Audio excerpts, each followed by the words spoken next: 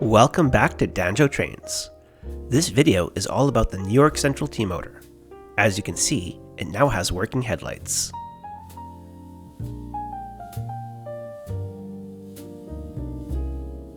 I've also upgraded the train set by adding custom printed tiles to the locomotive and passenger cars. The T-motor is one of my favorites in my collection, so I'm really excited to show you these upgrades today. Now let's jump in. Back in 2023, I designed this locomotive for the Bricklink Designer Series 2 under the name Orange Electric Deluxe. Now, a few years later, it finally has working headlights. The model is based on a New York Central T-motor from the 1920s, as well as the aesthetic of tinplate toy trains from before World War II. These were originally made by companies such as Lionel, Ives, and American Flyer.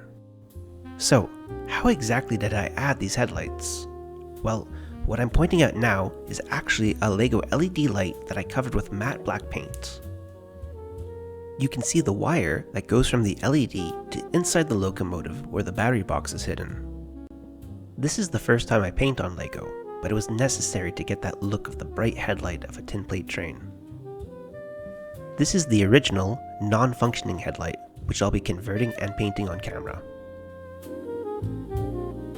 But before I get started on that, I want to show you the new custom printed tiles. From the side, you can see how much they really add that special touch to the locomotive.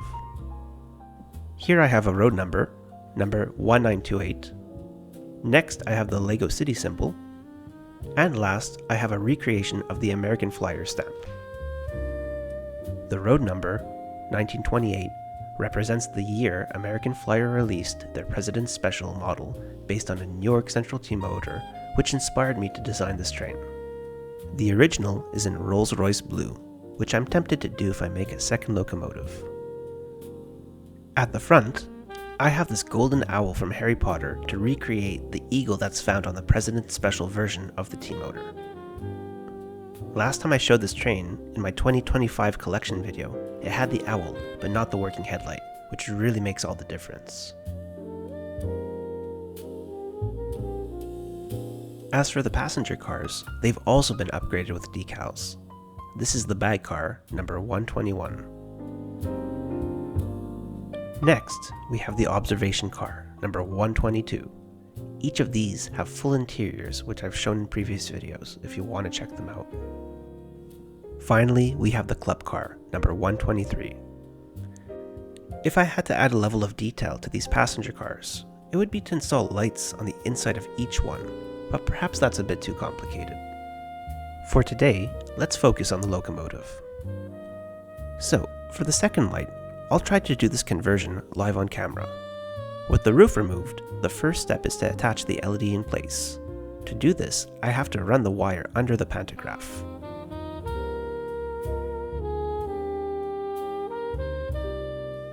The excess wire can be stuffed back into the locomotive, and then the roof can be reattached.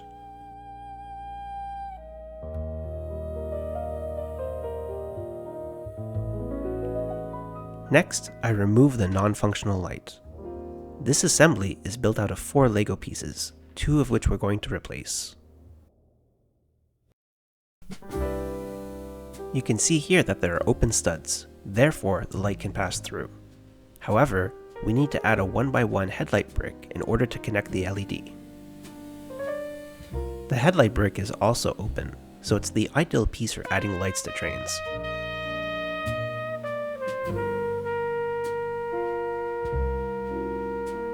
Finally, I use a small 1x1 round plate as a spacer.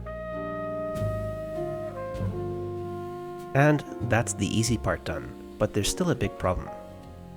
Let me power up the locomotive to show you.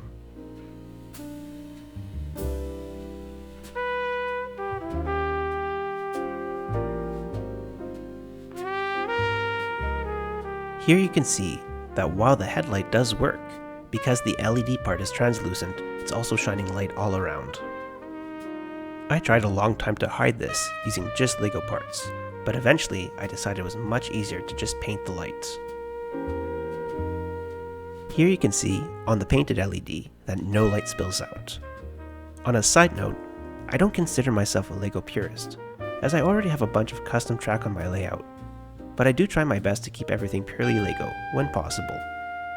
So, in terms of LEGO purity, I'm not sure if this is considered an illegal technique, but it sure gets the job done. Now, let's get this light painted. For this part, I'm using some flat black modeling paint. This is what I had available, and you can definitely use paint with a glossy finish to try to match the glossiness of LEGO bricks. I also found it easier to leave the LED powered, so I could see where I need to cover the plastic with more paint. I don't have much experience with painting scale models, but basically I'm starting by applying thin layers and building up from there.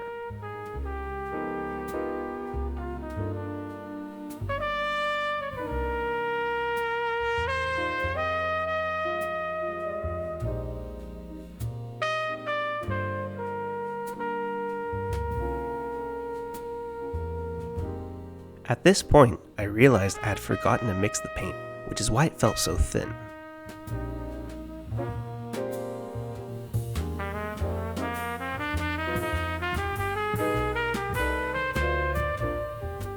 That looks better.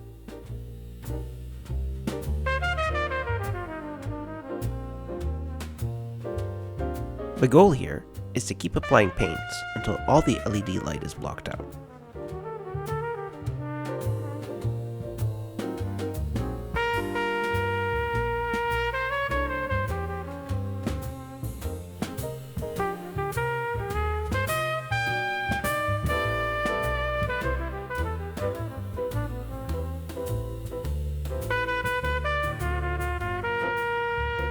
Here's how it looks with a single coat of paint.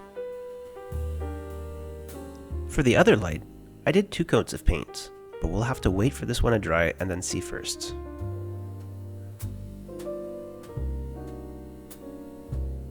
A few hours later, and here's the result. Let me power up the locomotive to show you. Here's the headlight that was already painted before. And here's the new one. If you look carefully, you can see some light still coming through the side, so it will definitely need a second coat of paint. But I could do that off camera. And that's it for today. I really hope you enjoyed the video and the upgraded look at the T-motor. Running the train with headlights on my layout now is such a game changer. I don't think I'll do any more upgrades to the train in the future, and I consider the project truly complete now. But I want to know what you think about the T-motor, so please feel free to comment on the video, and I'll see you next time. Bye for now.